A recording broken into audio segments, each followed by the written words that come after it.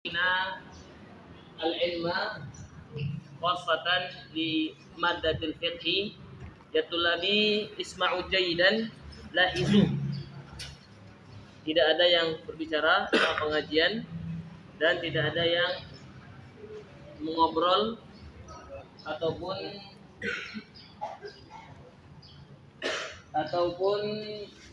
mengerjakan sesuatu yang sia-sia. Semuanya fokus ke depan. Dan insya Allah Ustaz akan siapkan mata-mata di atas. Dan Ustaz juga akan melihat berbicara. Insya Allah ketika istirahat kita akan fullkan dengan hukuman-hukuman yang bermanfaat. Baik teman teman Bapak. Baik, dulu tahfidz ila ustazina Ustaz Zulkilang Prasetyo wala taqulu alaihi masyukra wal waktu iyyaka ya ustazana. Nah, jazakallah. Assalamualaikum warahmatullahi wabarakatuh. Waalaikumsalam. Bismillahirrahmanirrahim. Alhamdulillahi hamdan katsiran tayyiban mubarakan fihi kama yuhibbu rabbuna wa yarda.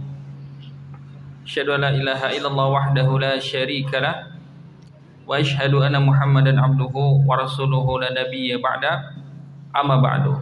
Insyaallah kita akan lanjut kembali pembahasan kita mengenai fikih. Materinya kita ambil dari buku Al-Fiqhi Al-Muyassar fi Dhail Kitabi wa Sunnah karangan Nukhbatul Minal Ulama.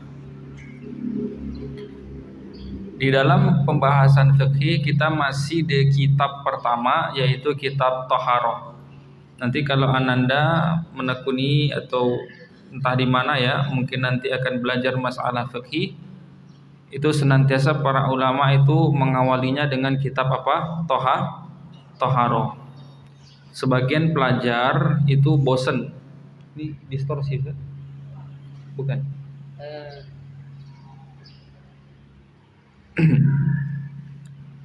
Sebagian pelajar itu kadang bosen ya. Karena apa? Bahas fikih itu toharoh solat. Benar atau tidak?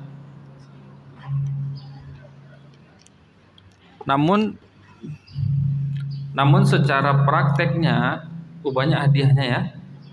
Luar biasa. Ini berapa ini? Oh, berarti habis waktu tanya jawab ya. Baik. Namun secara prakteknya Ananda, karena kejenuhan tadi ya, banyak ya para pelajar tadi gimana? Belajarnya toharoh lagi, sholat lagi, benar atau tidak? Nanti akan jenuh seperti itu. Tapi secara realitanya, banyak kaum muslimin, kaum muslimah itu, mereka kadang belum duduk materi masalah fikih toharoh, mereka belum duduk. Maksudnya mereka pun belum paham dengan benar masalah toharoh, masalah sholat tadi.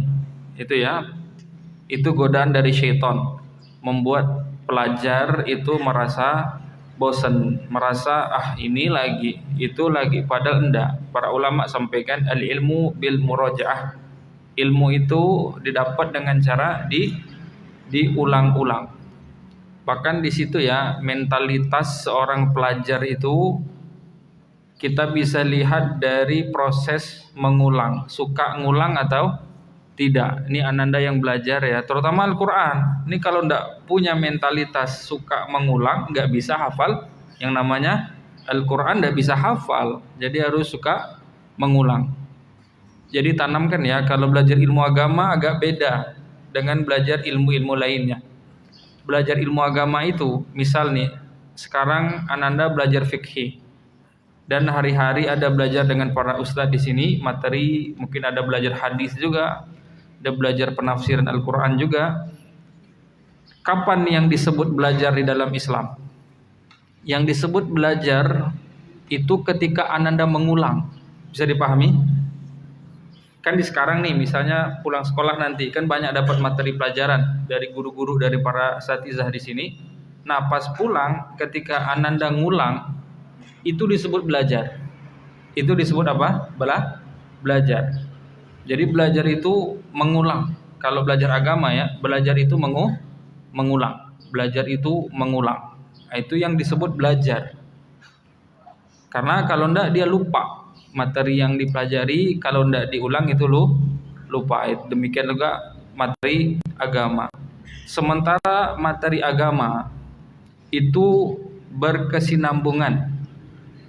Misal, kalau dasar-dasarnya Ananda tidak ulang-ulang, tidak kuat, nanti pas sudah jauh belajar itu dia tidak kokoh dan dia lupa. Jadi kalau ada di antara Ananda mungkin berkeinginan ya, ingin berdakwah kelak, mungkin dari sini langsung ke pesantren kemana gitu ya, itu tekankan ilmu itu diulang-ulang. Jangan pernah sepelekan pelajaran yang di sini, pelajaran nanti di pondoknya, jangan sepelekan.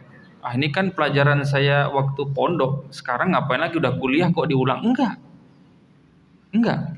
Kalau benar belajar di pondoknya, misal ada suatu ma'had, namanya, enggak apa-apa sebut-sebut sekolah di sini. Ini bukan promo ya, ini bukan promo. Namanya Minhajus Sunnah. Pesantren namanya apa? Minhajus Sunnah di Bogor. Tahu pondok ini punya siapa? Punya Ustadz Yazid bin Abdul Qadir Jawas rahimahullahu taala. Ustadznya di situ banyak ya, pengajar-pengajarnya ustadz senior semua. Itu banyak ya yang lulusan Minhajus Sunnah, itu sekolahnya murah. 1 bulan itu 500.000. Semua sudah uang asrama, sudah uang makan, semua sudah. Di Bogor, tahu Bogor? Jabodetabek ya, itu ya biaya hidup tinggi di situ. Biaya hidup tidak logis ya kalau 500 sebulan untuk wilayah Jabodetabek ya. Harusnya standar pondok itu 3 juta sampai 5 juta di sana sebulan. Harusnya di sana 500.000. Itu cerita para alumnus di sana dan mereka udah lulus Lipia, rata-rata sudah LC. Itu kita kuliah di Lipia, mayoritas pelajarannya sudah kami pelajari di pondok. Paham sampai di sini? Mayoritas pelajaran di Lipia itu sudah dipelajari, malah kami lebih digembleng di pondok, di ma'had ketimbang di universitas. Itu guna ilmu diulang-ulang ya. Jadi kunci belajar adalah diulang-ulang. Apapun pelajarannya diulang-ulang. Kita lanjut materi kita. Nanti mungkin ditanya jawab ya dari materi-materi sebelumnya. Sekarang kita tambah materi sedikit dulu. Kita masih di bab pertama di kitab Thaharah. Bab pertama di kitab Thaharah itu masih di pembahasan tentang hukum seputar air. Fi ahkami thaharati wal miyah, hukum seputar thaharah dan air. Terakhir kita masuk di al-bab atau al-mas'alatu sadisah, poin ke-6. As'arul adamiyina wa bahimatil an'am. Ini masih air sih. Kita bahas hukum tentang bekas minum manusia dan bekas minum binatang. Ini masih bisa nggak kita pakai wudhu? Itu intinya ya. Masih bisa nggak kita pakai bertaharah berwudhu? Masih bisa nggak kita pakai untuk mandi janabah? Bekas minum manusia dan bekas minum binatang. Mungkin kalau zaman sekarang agak jarang ya. Mungkin kalau kita kembali ke zaman Nabi Sallallahu Alaihi Wasallam dan masa para salaf dulu ya, di padang pasir itu sumber air susah. Kadang nanti di beberapa titik di sana ada namanya oase. Ada namanya apa? Oase, seperti kecil. Nanti kan banyak binatang minum di sana. Itu banyak binatang banyak minum di oase. Bahkan manusia pun minum dari air di oase tadi. Itu oase airnya bisa nggak dipakai wudhu? Bisa dipahami? Kan banyak tuh binatang, baik binatang buas maupun ya seperti binatang ternak, itu kadang minum di sana. Nah, kita bisa ndak berwudu pakai air di oase tadi? Oase itu lebih kecil ya, ndak seperti sungai itu besar. Oase itu kecil. Ini bisa nggak dipakai wudu? Itu pertanyaannya. Penjelasan penulis, as-su'ru huwa ma baqiya fil ina'i ba'da syurbi syaribi min. Definisi dari su'ru itu yaitu atau di oase tadi, air yang tersisa di bejana setelah diminum. Misalnya di ember nih ada orang minum, ada airnya di sisanya, diminum air di ember, masih sisa air di ember, itu bisa ndak dipakai berwudu? Fal adami tahirun, wa su'ruhu tahirun sawa'an kana musliman aw kafiran. Manusia itu maka bekas minumnya ikut suci. Ini kalau bekas minum manusia. Manusia itu suci, maka bekas minumnya suci. Sama saja apakah agamanya Islam ataupun kafir, manusia hukumnya suci. Orang kafir sekalipun ya, kalau dari sisi fisiknya bernajis atau tidak, jawabnya tidak. Dari sisi fisik dia suci. Tapi nanti dia punya najisnya di mana? Dari sisi akidah.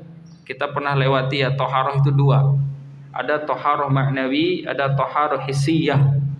Toharoh ma'nawiyah yaitu bersuci dari kesyirikan dan dosa-dosa. Ini yang dibersihkan dulu itu, yang ditoharoh, yang dibersihkan dulu itu akidah, hati seseorang. Baru yang kedua toharoh secara fisik, berwudu dan basuh-basuh anggota wudu. Nah, itu ya. Yang jauh lebih penting adalah toharoh apa?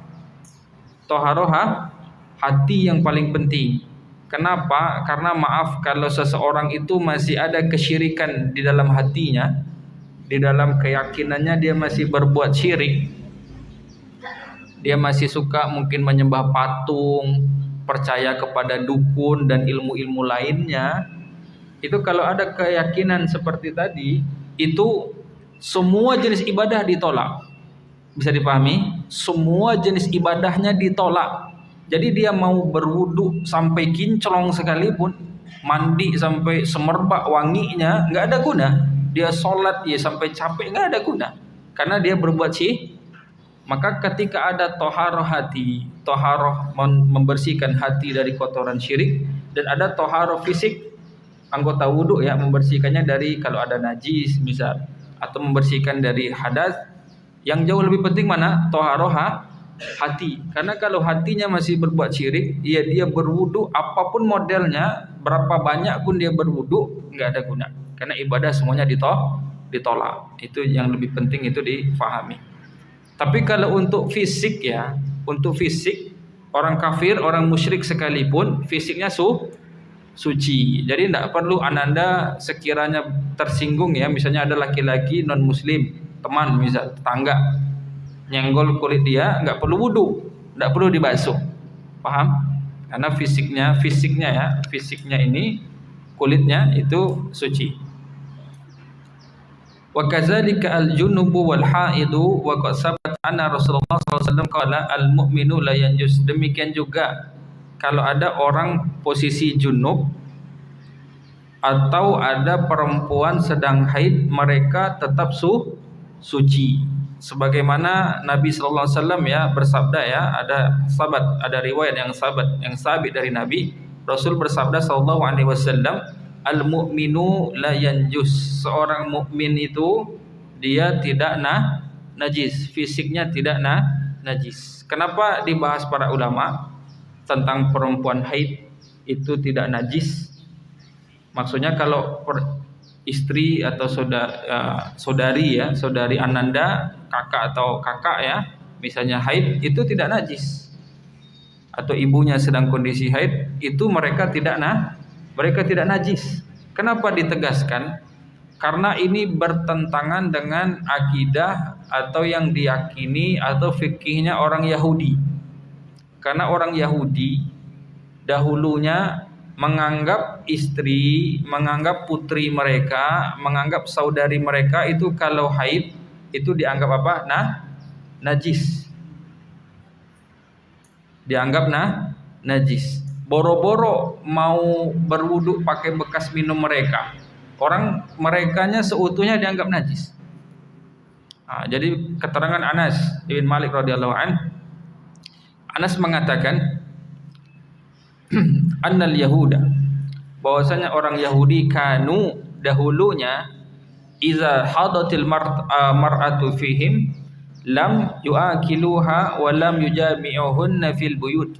Anas bin Malik radhiyallahu anhu mengatakan orang Yahudi itu dulu kalau salah seorang perempuan dari kalangan keluarga mereka itu kalau haid, kalau ada perempuan haid dari bangsa Yahudi, itu lam yuakiluha, mereka tidak mau makan bersama. Mereka tidak mau makan bersama dengan perempuan tadi, dan mereka tidak mau tinggal serumah dengan perempuan tadi.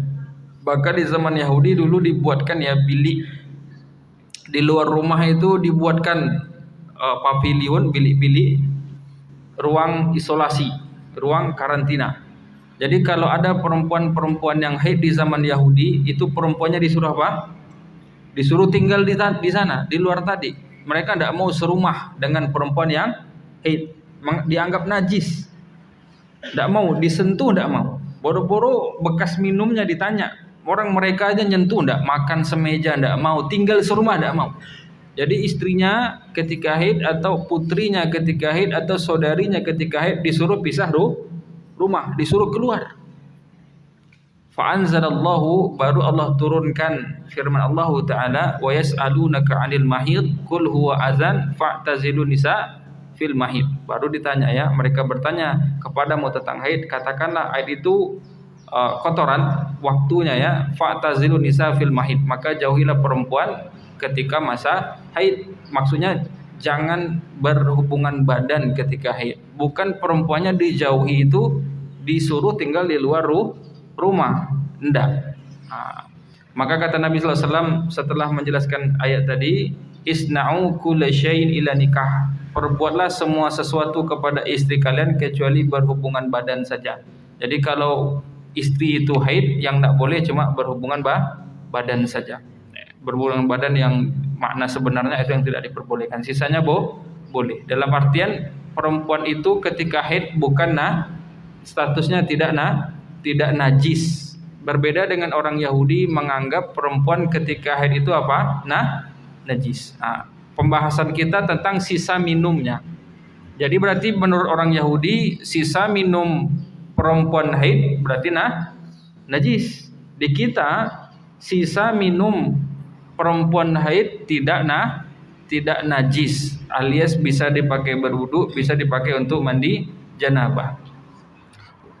Wa an Aisyah radhiyallahu taala anha annaha kanat tashrabu minal ina wa hiya haidun fayakhuzuhu Rasulullah sallallahu alaihi wasallam wa yad'u fahu ala mawdi'i fiha. Kalau yang tadi hadis sahih Muslim, yang ini juga hadis sahih Muslim. Ada riwayat dari Aisyah radhiyallahu taala anha bahwasanya Aisyah dulu pernah minum di suatu gelas. Sementara Aisyah ini dalam kondisi haid, dia minum di gelas dan Aisyah kondisi apa? Kondisi haid. Kemudian Rasul itu tiba-tiba ya datang, kemudian Rasul mengambil gelas tadi dan Rasul minum dari gelas itu persis di lokasi bibir tempat Aisyah minum, dan Rasul letakkan bibirnya di tempat bibir Aisyah yang barusan minum. Itu menandakan perempuan haid di dalam Islam tidak najis, bertolak belakang dengan keyakinan orang Yahudi bahwasanya perempuan ketika haid adalah najis dan disingkirkan dari rumah. Tidak mau serumah, tidak mau makan bersama, tidak mau minum bersama, tidak mau disentuh, tidak mau bersinggungan, dan dikeluarkan, tidak mau serumah. Itu perbedaannya di situ. Selanjutnya, waqad ajma'a al-ulama'u 'ala taharati su'ri ma yu'kalu lahmuhu min bahimatil an'am wa ghairiha. Berarti kalau tadi poin pertama bahwasanya bekas minum manusia, jawabnya apa? Suci, kecuali ya. Ini mungkin jarang ya, bisa disebut hampir tidak ada. Kecuali bekas minum. Ada orang minum, mungkin dia minum di ember. Tidak tahu kenapa selepas dia minum berubah airnya. Kalau ada ya, berubah, kalau ndak warnanya, kalau ndak rasanya, langsung keruh misalnya. Dia minum dia langsung keruh. Maka ndak boleh dipakai bersuci karena berubah sifat air, warna, rasa dan apa?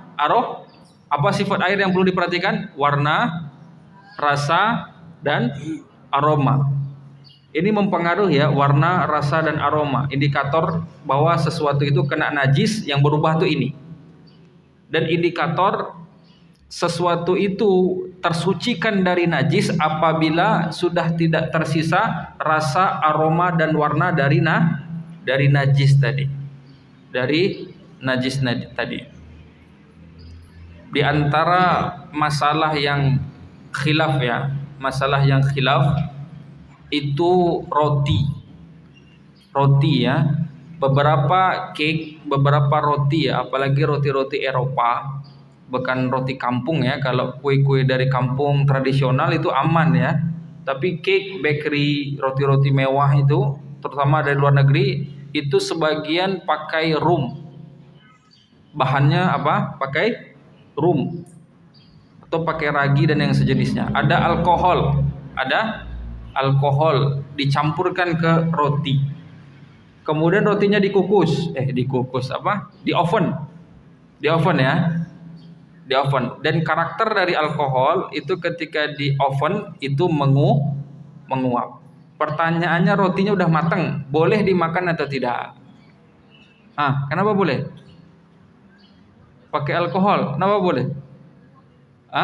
Alasannya Pak, sudah menguap. Alasannya karena sudah menguap. Ada alasan yang lain? Tapi bolehlah dikasih roti satu. Jadi lama habisnya nih, banyak. Kasih rotinya satu. Karena menguap. Sebenarnya iya menguap benar, tapi ada yang lebih spesifik daripada menguap, yaitu apa? Memastikan apa? Memastikan pada roti itu apa? Ada yang bisa jawab enggak? Baru ini masih pembahasan kita tadi. Memastikan pada roti itu tidak tersisa apa? Apa? Jawab satu orang biar dapat roti. Kalau semua bingung baginya, tunjuk tangan. Kalau salah nanti dipotek rotinya, separuh gitu ya. Siapa? Memastikan pada roti, kan alkoholnya menguap. Kemudian pastikan pada roti itu tidak cukup cuma ini menguap, tidak cukup. Silakan. Bisa suaranya diangkat, maksudnya sampai suaranya. Pastikan aroma, bau dan rasa alkoholnya hilang. Pastikan aroma, rasa dan warna alkohol, warnanya aman lah ya. Aroma dan rasa. Kalau warna jarang sampai berubah signifikan ya, tapi aroma dan rasa, aroma lah terutama, udah tidak ada aroma alkohol, sudah. Ini beberapa pendapat yang membolehkan roti tadi ya. Memang sebagian ulama tetap berhati-hati, tidak boleh sama sekali karena dicampur alkohol. Terserahlah mau alkoholnya menguapkah, mau rasa dan aromanya sudah berubah, sudah hilangkah, tidak peduli. Yang penting haram ya haram gitu ya. Kalau pendapat yang kedua itu kuncinya tadi dilihat aroma dan rasa. Sama dengan air. Air ini kena najis atau tidak? Ya lihat rasa, aroma dan warna. Ada orang minum di ember, tiba-tiba keruh. Bekas dia minum langsung keruh. Berarti yang berubah apa? Warna. Boleh nggak dipakai wudhu? Enggak, itu maksudnya. Atau aromanya langsung berubah. Dia kumur-kumur, aromanya langsung berubah gitu ya. Warnanya bening gitu. Warnanya warna air, aromanya berubah. Beda aromanya. Ini kok bisa berubah aromanya? Itu juga di situ diinikan ya. Itu dia. Adapun bekas minum manusia kalau tidak berubah rasa, aroma dan warna, maka suci, lagi mensucikan. Bisa dipakai berwudu dan semuanya. Lanjut, waqad ajma'a al-ulama'u 'ala taharati su'ri ma yu'kalu lahmuhu min bahimatil an'am wa ghairiha. Dan para ulama juga sepakat ya. Para ulama sepakat tentang sucinya bekas minum dari hewan yang boleh dimakan dagingnya ketika dia hidup dari kalangan binatang ternak dan selainnya. Jadi kalau ada hewan yang ketika dia hidup boleh kita makan dagingnya dengan cara disembelih tentunya kalau dia bahimatul an'am. Kalau sejenisnya seperti ikan dan yang lainnya ya tidak perlu disembelih. Yang seperti ini kalau hewan-hewan yang halal dimakan dagingnya semasa hidup dari bahimatul an'am dan dari selain bahimatul an'am. Jadi di Al-Quran sering ketemu bahimatul an'am, mungkin tidak ketemu ya di pembahasan. Kalau bahimatul an'am di dalam fikih itu khusus cuma 3 hewan saja. Berapa hewan saja? 3. Unta, apa lagi? Yang bisa jawab dapat roti. Dalam fikih Ada istilah hewan itu bahimatul an'am. Bahkan hewan yang dizakati, zakat hewan ternak khusus pada hewan bahimatil an'am saja. Bahimatul an'am cuma 3. Tadi sudah Ustadz bantu 1 unta. 1 lagi, coba jawab 2 lagi ya. Satu-satu biar dapat dia. Apa lagi hewan bahimatul an'am? Tunjuk tangan, tunjuk tangan. Tunjuk tangan. Saya Ustadz ulangi ya, penting mengetahui bahimatul an'am ada berapa? 3. Bahkan zakat ternak cuma khusus pada hewan 3 ini saja yang disebut bahimatul an'am. Pertama tadi bocorannya udah dapat, unta. Mana? Coba. Domba. Kalau kambing masuk nggak? Dapat 1. Tinggal 1 lagi.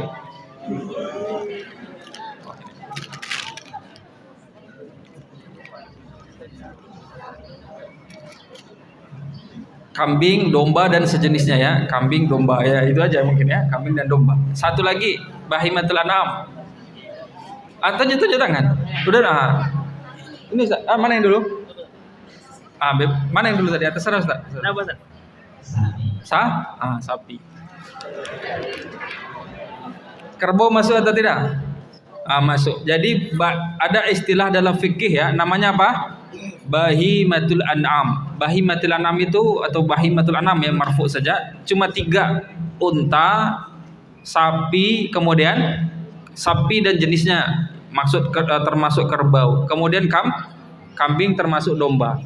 Nanti zakat zakat peternakan cuma khusus 3 ini saja. Berarti kalau ternak ayam ada zakatnya enggak Ustaz? Ya dari zakat peternakan enggak ada. Karena zakat ternak dalam Islam khusus cuma untuk ternak unta, sapi dan sejenisnya, kemudian kambing dan titik. Jadi apapun peternakan orang selain 3 ini tidak ada zakat peternakannya. Paham? Apapun ternak orang selain 3 binatang ini jenisnya ya, tidak ada zakat peternakan baginya. Bisa dipahami?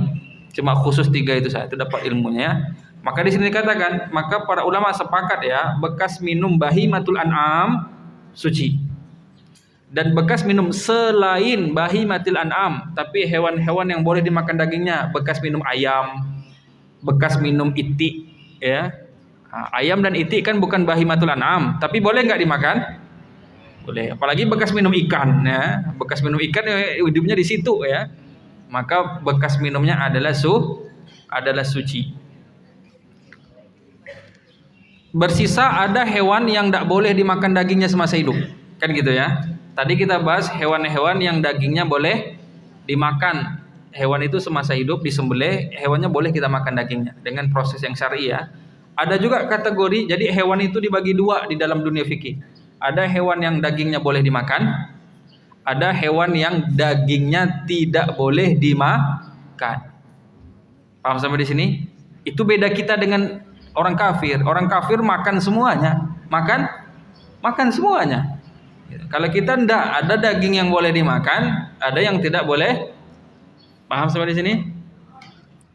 Burung puyuh boleh dimakan atau tidak? Boleh ya, itu contohnya. Burung elang tidak, harusnya tunjuk tangan tadi ya, nanti ya. Sekarang ada kategori hewan yang tidak boleh dimakan dagingnya. Bagaimana hukum bekas minumnya? Bagaimana hukum bekas minumnya? Amma ma la yu'kalu lahmuhu kasibai wal humuri wa ghairiha fas-sahihu anna su'raha tahirun wa la yu'assiru fil ma'i wa bi khasatin idza kana al-ma'u katsiran.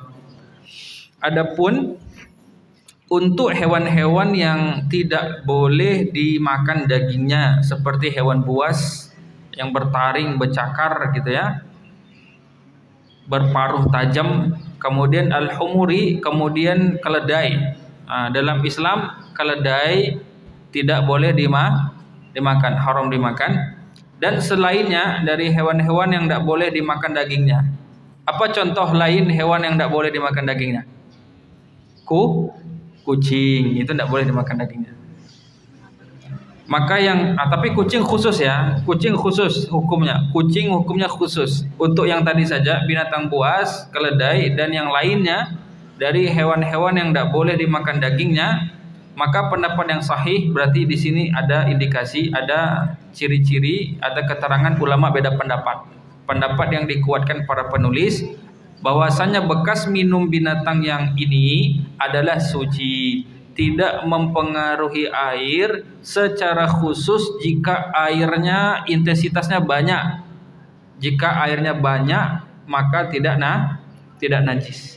Tapi nanti kalau airnya sedikit dan berubah salah satu sifat air, nanti bekas minum hewan buas ini atau hewan yang tidak boleh dimakan dagingnya ini, airnya berubah menjadi najis. Ada keterangan di bawahnya. Amma iza kana al-ma'u qalilan fataghayyara bisababi syurbiha min fa innahu yanjusu. Adapun jika airnya sedikit, yang minum apa? Binatang buas. Yang minum adalah hewan-hewan yang haram dimakan dagingnya. Kemudian taghayyara, kemudian udahlah sedikit berubah, aromanya tidak bagus atau warnanya tidak bagus, atau dari sisi rasa mungkin hewan buas itu kadang kan air liurnya juga, paham ya? Hewan buas kadang air liurnya juga, dan makannya juga sembarangan. Kadang dia baru makan bangkai, paham enggak? Singa baru makan bangkai. Itu kan mulutnya, paham ya? Minum sambil kumur-kumur pula, gitu ya. Langsung berubah warnanya. Kita wudhu tuh di oase tadi, baru kumur-kumur itu, gitu ya. Kita wudhu situ nampak keruh misalnya, nampak ini tidak normal air ini, bukan pasir ini, gitu ya. Ini ada semi-semi darah dan lemak, gitu ya, campur sama bekas sisa-sisa pemakanan tadi. Nah, itu kalau berubah dengan sebab minumnya hewan tadi, fa innahu yanjus, maka airnya najis. Dengan catatan airnya apa tadi? Sedikit. Jadi di dalam fikih masalah air ada kategori air banyak dan air sedikit. Sekarang Ustaz tanya, dapat hadiah, tunjuk tangannya. Apa yang membedakan air disebut banyak dan air disebut sedikit? Tunjuk tangan. Silakan.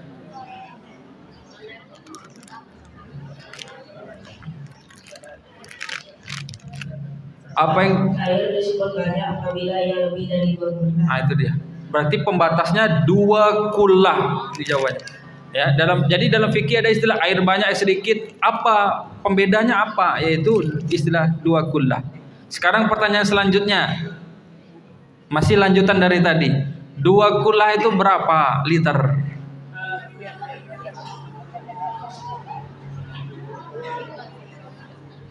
Berapa? 321 liter. Itu pendapat yang kita pelajari ya. Nanti kalau belajar di fikih lain, buku lain, bisa saja liternya berbeda. Yang kita pelajari 321 liter. Karena nanti di dalam mazhab Syafi'i nanti liternya beda. Sama dengan jarak safar. Ada 80 kilo, 81, 83, 85, 89, 90. Itu nanti itunya rincinya nanti ada silang pendapat di tengah para ulama. Yang kita pelajari 321 kilo. Dan jangan saklek maksudnya pokoknya 321 liter. Enggak, nanti 2 kullah di mazhab lain, 2 kullah keterangan ulama lain, liternya bisa berbeda enggak Ustaz? Bisa. Karena 2 kullah itu takaran, bukan gramasi, gitu ya. Sama dengan zakat fitr. Zakat fitr itu berapa? Jawabannya 1 sok. Berapa kilo 1 sok? Makanya ulama beda pendapat. Karena 1 sok 4 mud. 4 mud 4 catupan tangan. Paham ya? Dan tangan sahabat satu sama lainnya beda nggak ukuran tangannya? Beda. Kalau sahabat mah simpel. Kalau mau bayar zakat fitr mereka tinggal ngitung sok sendiri di rumah. Paham nggak? Ambil 4 mud. 4 kali ini namanya 1 sok. Berarti kira-kira sahabat bayar zakat fitr dulu gandum ya, beda-beda nggak kilo masing-masingnya? Karena kan masing-masing di rumah pakai cakupan telapak tangan masing-masing. Jadi wajar berbeda kilonya, nggak usah ribut, kilogramnya beda ya. Ada yang 2 kilo, 2,4, 2,5, 2,7, 2,3, 3,5, 3,5 biasa. Yang penting kalau ilmunya berapa bayar zakat fitr, jawabnya apa? 1 sok. Berapa kilo 1 sok? Wallahu a'lam ya. Tinggal ikut pendapat ulama saja. Jumhur apa atau MUI apa atau di kebijakan masjidnya berapa, tinggal ikut saja. Itu fikih ya. Fikih itu luas. Anda kalau tertarik fikih itu luas, menarik. Memang butuh konsentrasi belajarnya, butuh diulang-ulang, banyak perincian. Fikih itu banyak perincian. Hukum itu ananda, hukum itu bisa berubah tergantung kondisi orang yang bertanya. Bisa dipahami? Hukum fikih itu bisa berubah tergantung apa? Bukan tergantung hawa nafsu, bukan tergantung selera, bukan, tapi tergantung apa? Tergantung kondisi orang yang bertanya. Pahami ya? Tergantung kondisi orang yang bertanya. Misalnya pinjam riba boleh enggak? Jawabnya enggak boleh, tapi ada beberapa kondisi dia jadi boleh. Bukan karena hawa nafsu, bukan karena request, enggak. Berubahnya karena apa? Kondisi. Nah, itulah fikih ya. Jadi wajar hukum itu nanti berbeda-beda. Dua kulah tadi sudah dapat. Sekarang kita masuk ke tanya jawab ya. Materi kita cukupkan sampai situ ya. Jadi kesimpulannya, air kalau bekas minum manusia suci, terkhusus tidak berubah warna, aroma dan rasa. Kemudian yang kedua tadi apa? Bekas minum dari hewan yang boleh dimakan dagingnya. Bekas minum ayam, bekas minum kambing, bekas minum sapi, itu airnya tetap suci, boleh dipakai berwudu dan mandi wajib. Yang ketiga, air bekas minum hewan yang tidak boleh dimakan dagingnya. Nah, itu nanti perinciannya, kalau airnya banyak suci, kalau airnya sedikit tunggu dulu. Kalau airnya di bawah 2 kullah, di bawah 321 liter, kita lihat berubah enggak salah satu dari sifat air. Kalau ada perubahan dari salah satu dari sifat air, aroma, rasa dan warna, maka dia najis. Tapi kalau tidak ada yang berubah, silahkan dipakai berwudu dan mandi janabah. Ini pembahasan kita untuk pagi ini. Kita masuk ke tanya jawab sambil mengulang-ulang pertemuan yang lampau. Dalam fikih itu ada istilah, ada namanya hadas, ada namanya khobas. Sekarang yang Ustaz tanya, apa definisi hadas tadi? Definisi dari al-hadas. Ada hadas, ada khobas. Khobas itu mudah, khobas itu najis. Sekarang hadas, apa definisinya? Tunjuk tangan. Ada? Silakan. Hadas. Apa itu al-hadas? Itu dia. Hadas itu adalah sifat. Dia beda ya. Sifat tahu. Sifat itu tidak nampak. Sifat itu apa? Sifat itu tidak nampak. Kalau najis itu nampak, ada perubahan warna, ada kotorannya kelihatan. Tapi kalau sifat itu tidak nampak. Itu ya. Kemudian hadas. Hadas itu dibagi 2. Kita masih di hadas. Ini pertanyaan selanjutnya. Hadas dibagi berapa tadi? Coba sebutkan 2 itu. Tunjuk tangan. Silakan. Bisa dari situ suaranya? Coba. Hadas besar, hadas kecil. Baik, ini dia.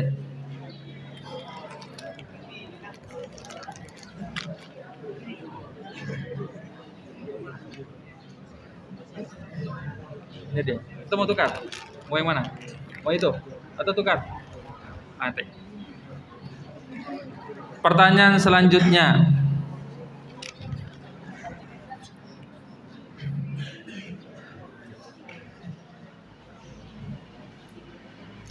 Air, perhatikan pertanyaannya ya. Air kalau dia di bawah 2 kullah, kalau dia di bawah 2 kullah, kemudian dia kemasukan najis, katakanlah bangkai tikus, katakanlah airnya 300 liter debitnya atau kapasitasnya 300 liter, berarti kan di bawah 2 kullah. Kemudian kemasukan bangkai tikus dan tidak merubah sifat air, najis atau tidak? Tunjuk tangan. Pertanyaannya mudah, najis atau tidak? Pahami soalnya ya. Tunjuk tangan. Yang bisa tunjuk tangan ya. Mana? Biar Ustaz yang pilih. Apa? Jawabannya najis. Jawabannya apa? Walaupun tidak berubah aroma, rasa dan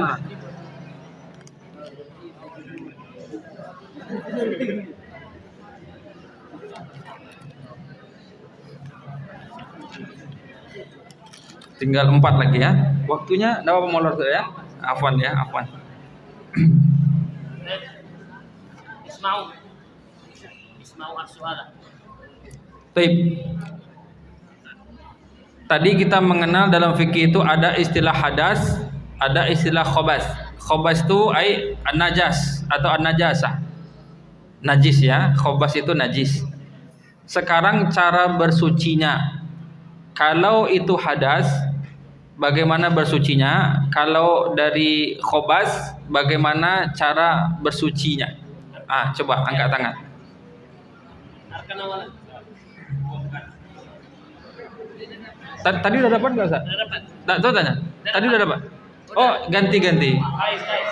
Gak apa-apa ya, di rolling. Gak apa-apa, kita berbagi. Kasih kesempatan. Gak apa-apa, jangan diapakan. Tip, silakan.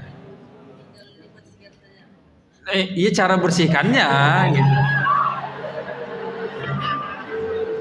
Hadas dulu, hadas tidak sembarangan ya. Hadas tidak sembarangan. Cara bersihkan, gimana cara bersihkannya? Itu pertanyaan selanjutnya. Hadas, kita fokus hadas. Hadas besar, hadas kecil. Tadi dibahas hadas besar, hadas. Gimana cara bersihkan hadas besar? Gimana hadas kecil? Itu dia. Hadas kecil. Berwuduk. Kalau najis, cara bersihkannya disiram sampai hilang ya. Kalau dia ada jilatan anjing, satu lagi. Udah benar sih, udah dapat hadiah, ini bonus saja. Kalau ada jilatan anjing gimana? Nggak tahu. Nggak apa-apa kalau nggak tahu. Tahu atau tidak? Tahu atau tidak? Tadi sudah benar Ananda. Yang terakhir tahu atau tidak? Baik. Kalau nggak tahu nggak apa-apa. Nggak apa-apa ya. Kalau nggak tahu jangan dijawab ya. Kalau masalah agama pelajarannya ya. Kalau tidak tahu jangan dijawab. Tadi sudah benar. Ya. Najis dicuci. Najis dengan cara apa? Dicuci. Lanjut pertanyaannya, masih yang tadi. Kalau yang ada jilatan anjingnya, itu kan najis paling besar dalam Islam. Mughalladzah. Tunjuk tangan, bagaimana cara sucikannya? Irfan. Yang mana? Biar ustaznya yang pilih ya. Biar ustaznya yang pilih. Silakan Irfan. Silakan. Pakai tanah 7 kali. Enggak gitu. Coba. Maaf ya, salah ya. Coba. Silakan. Jangan tanya. Coba gimana? Coba.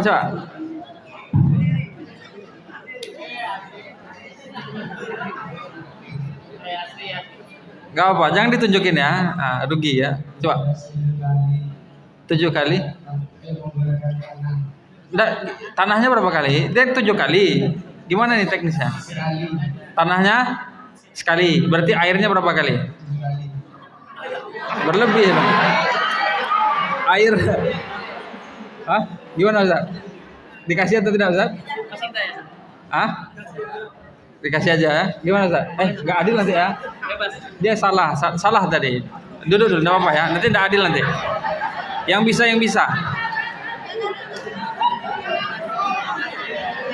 Ya.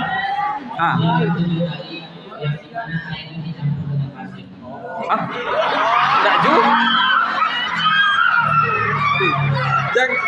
Jangan ditambah-tambah materinya, enggak ada dicampur.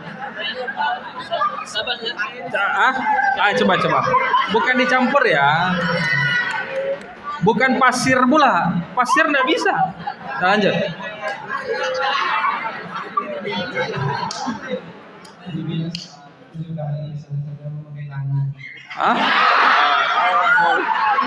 Pakai apa? Pakai. Berarti airnya berapa kali? Airnya 5 kali, tanah sekali. Airnya 6 kali, tanah tanah ya. Medianya apa? Tanah. Nggak bisa digantikan dengan selain.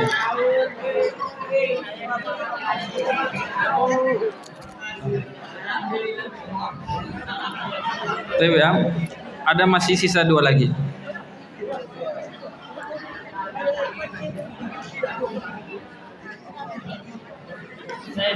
Kita pernah melewati materi ada yang namanya air mustakmal. Air musta'mal itu air yang bekas digunakan bersuci oleh orang lain atau kita, bekas air wudhu kita misalnya, bekas air mandi, tapi masih tertampung. Namanya apa? Air musta'mal. Ini sesuai pendapat yang kita pegang. Air musta'mal itu masih boleh nggak dipakai untuk bersuci lagi? Baik, Akdan. Mana? Biar ustaznya pilih. Jawabannya boleh. Boleh tapi ditambah ya. Maksudnya biar saya tambah. Boleh selama tidak berubah salah satu dari sifat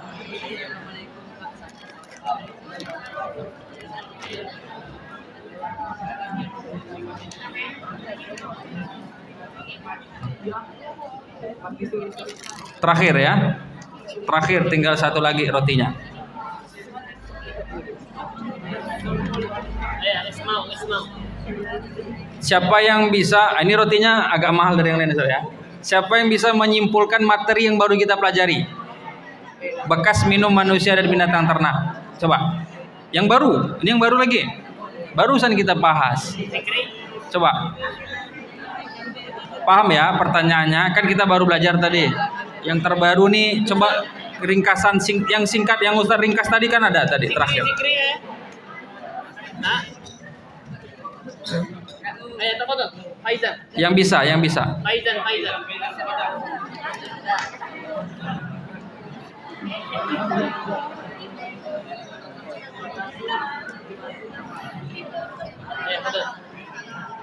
Bekas manusia masih boleh dimakan. Sedangkan kalau binatang yang bisa dimakan dagingnya boleh digunakan bahan kembali.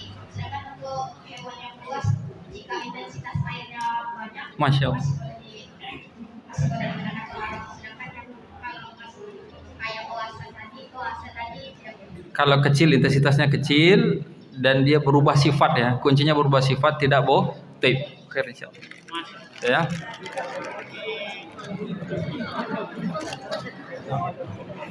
Mungkin terakhir ya, kita tutup terakhir. Ini udah lewatan 7 menit. Nah, dia sudah habis ya. Kesimpulan. Pesan ya. Nah, kedepannya Ananda harus rajin mengulang ya, biar bisa jawab. Kuncinya mengulang. Jangan ikut apa dari temannya, jangan. Itu poin pertama. Poin kedua dalam masalah agama ya. Tapi kita belajar ini. Kita belajar tidak apa-apa. Tapi kalau secara realita, jangan pernah menjawab pertanyaan yang kita tidak tahu jawabannya. Ya. Kalau secara realita nih, kalau kita belajar tidak masalah salah. Belajar tidak masalah salah ya. Tapi kalau secara realita, tanamkan itu ya. Itu motivasi kita belajar. Jangan pernah sampai menjawab pertanyaan yang kita tidak tahu. Maka jawablah Allahu a'lam. Kenapa? Tidak boleh. Rusaknya agama kita. Ustaz ulangi ya, perhatikan ini. Rusaknya agama Islam itu diantara sebab dahulu ada sekelompok orang tak bertanggung jawab. Mereka malu mengatakan tidak tahu. Sehingga mereka kalau tidak tahu tapi malu, berarti ujungnya apa? Ngasal dong jawabnya, ngarang, paham ya? Itu yang membuat banyaknya pergeseran poros agama, banyaknya istilah bid'ah bertebaran gara-gara orang-orang yang malu mengata tidak tahu dan paksa menjawab. Jangan ya. Belajar. Bagaimana biar mantap jawabannya Ustaz? Belajar, diulang, didiskusikan. Dan salah satu tambahan terakhir, metode belajar fikih itu adalah diskusi. Di antara metode belajar fikih apa? Diskusi. Ananda bisa dengan teman saling tanya jawab. Kan tadi soal-soal tadi itu. Fikih itu diantara cara belajarnya adalah diskusi dengan teman. Dan fikih itu menarik ya. Kalau paham fikih itu menarik. Fikih itu mengasyikan, materi yang mengasyikan dan dia dalam. Memang butuh penalaran, kita memang butuh. Itu saja ya. Jadi kuncinya apa? Belajar itu diulang-ulang. Al ilmu bil murajaah. Apapun materinya diulang-ulang. Wallahu a'lam. Kita akhiri ya. Wassallallahu ala nabiyyina Muhammad wa ala alihi wa ashabihi ajma'in. Wa akhiru da'wana 'anil hamdulillahi rabbil alamin. Assalamualaikum warahmatullahi wabarakatuh. Alhamdulillah. Syukran jazil.